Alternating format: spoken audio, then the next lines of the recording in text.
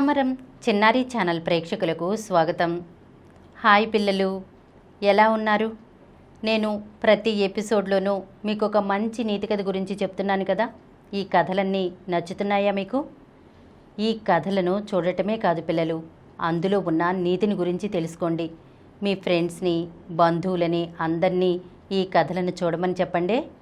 మా ఛానల్ని ఎవరైనా సబ్స్క్రైబ్ చేసుకోకపోతే గనక సబ్స్క్రైబ్ చేసుకోండి. అనగనగా గోదావరి గట్టున ఉన్న కృష్ణాపురం అనే పల్లెటూరులో రాము, గోపి అనే ఇద్దరు చిన్ననాటి స్నేహితులు ఉండేవాళ్ళు. రాము చాలా అమాయకుడు, కష్టపడి పనిచేసే రైతు. గోపి కాస్త చదువుకుని టౌన్కి తిరుగుతూ తెలివిగా మాట్లాడే మనస్తత్వం ఉన్నవాడు. రాముకు తన తాతల కాలం నాటి 3 ఎకరాల మంచి పండించే భూమి ఉంది. గోపికి పెద్దగా భూమి లేదు, కానీ ఊళ్ళో పనులు చేస్తూ ఉండేవాడు. రాము తన స్నేహితుడు గోపిని ఎంతగా నమ్మేవాడంటే గోపి సంతకం పెట్టమంటే పేపర్ చదవకుండానే పెట్టేసేవాడు. ఒక సంవత్సరం ఊళ్ళో విపరీతమైన కరువు వచ్చింది. పంటలు పండక రాము చాలా ఇబ్బందుల్లో పడ్డాడు. తన కూతురి పెళ్లి చేయాల్సిన సమయం కూడా దగ్గర పడింది. డబ్బుల కోసం ఇబ్బంది పడుతున్న రామును చూసి గోపి మనసులో దురాశ పుట్టింది. ఎలాగైనా రాము భూమిని తక్కువ ధరకు కొట్టేయాలని ప్లాన్ వేశాడు. గోపి రాము దగ్గరకు వచ్చి నకిలీ సానుభూతి నటిస్తూ ఇలా అన్నాడు: రాము, నువ్వు నా ప్రాణ స్నేహితుడివి. నీ కష్టం నేను చూడలేను. టౌన్లో నాకు తెలిసిన ఒక పెద్ద వడ్డీ వ్యాపారి ఉన్నాడు. నీ భూమి పత్రాలు ఆయన దగ్గర తాకట్టు పెట్టి నీ కూతురు పెళ్లికి 5 లక్షల రూపాయలు అప్పు ఇప్పిస్తాను. ఆ పత్రాలు, సంతకాలు నేను చూసుకుంటాను.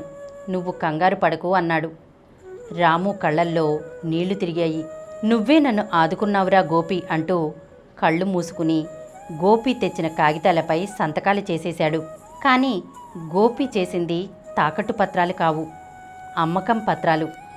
రాము అమాయకత్వాన్ని వాడుకుని ఆ 3 ఎకరాల భూమిని గోపి తన పేరు మీద రాయించుకున్నాడు. అప్పుగా కేవలం 5 లక్షల రూపాయలు ఇచ్చి 10 రెట్లు ఎక్కువ విలువైన భూమిని లాగేసుకున్నాడు. కూతురి పెళ్లి అయిపోయిన నెల తర్వాత రాము పంట వేయడానికి తన పొలానికి వెళ్ళాడు. కానీ అక్కడ పొలం చుట్టూ కంచె వేసి ఉంది. గోపి అక్కడ కూర్చుని కూలీలతో పనిచేయిస్తున్నాడు.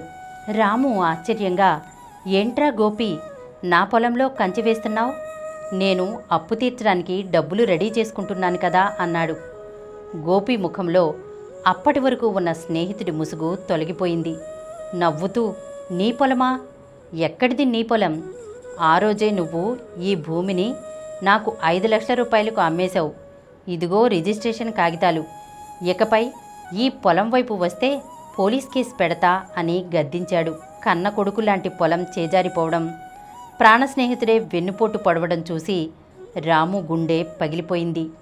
ఊరి రచ్చబండ దగ్గర పంచాయతీ పెట్టాడు. కానీ కాగితాలన్నీ కరెక్ట్గా ఉండడం వల్ల ఊరి పెద్దలు కూడా ఏమీ చేయలేకపోయారు.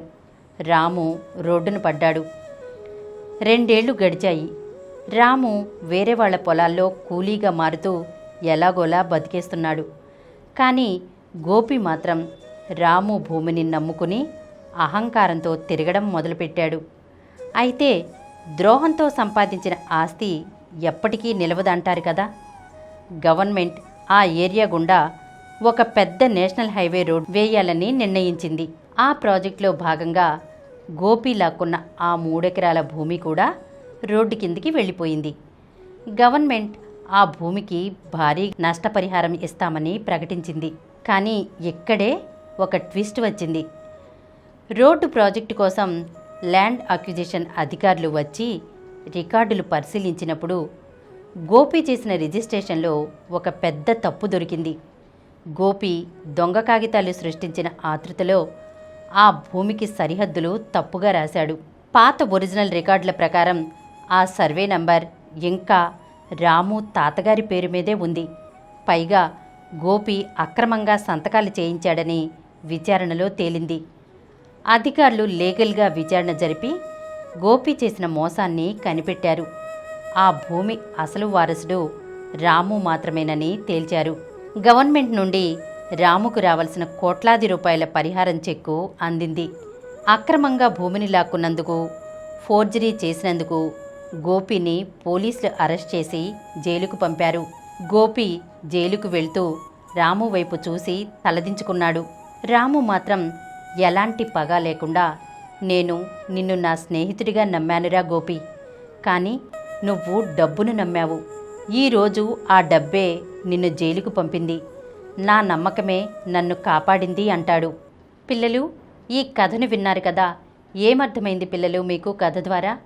పిల్లలు, నమ్మిన స్నేహితులకు ఎప్పుడూ ద్రోహం చేయకూడదు. స్నేహితులే కాదు, ఎవ్వరికీ కూడా మనం ద్రోహం చేయకూడదు పిల్లలు. ద్రోహులకు ఎప్పటికైనా సరే శిక్ష పడుతుంది. ఎప్పటికైనా నిజాయితీయే గెలుస్తుంది పిల్లలు. అందుకే పిల్లలు, అబద్ధాలు ఆడకూడదు, నీతిగా నిజాయితీగా ఉండాలి, సత్ప్రవర్తనతో మెలగాలి. సరేనా? ఇలాంటి మరొక చక్కని నీతి కథతో వచ్చే ఎపిసోడ్లో కలుసుకుందాం. ఈ కార్యక్రమం మీకు ఎంతో నచ్చింది కదా? ఇటువంటి మరిన్ని వీడియోల కోసం అనతి కాలంలోనే 21 కోట్ల వ్యూస్ సాధించిన సమరం ఛానల్స్ సమర్పించు సమరం చిన్నారి ఛానల్కు సబ్స్క్రైబ్ చేయండి, లైక్ చేయండి, మీ ఫ్రెండ్స్కి షేర్ చేయండి. అలాగే ప్రక్కనున్న గంట సింబల్ని ప్రెస్ చేయడం మర్చిపోకండి.